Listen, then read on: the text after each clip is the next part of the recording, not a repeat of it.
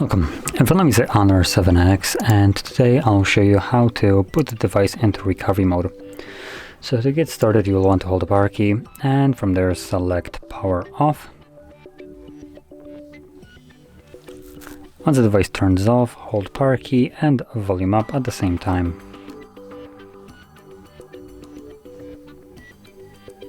And when you see the Honor logo on the screen, let go of just the power key.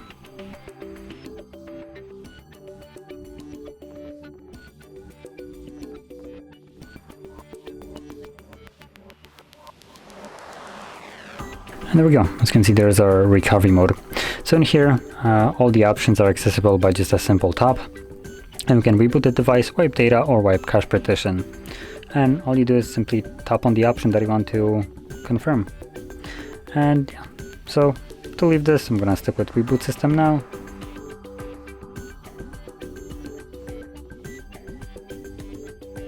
There we go. And this will take me back to Android.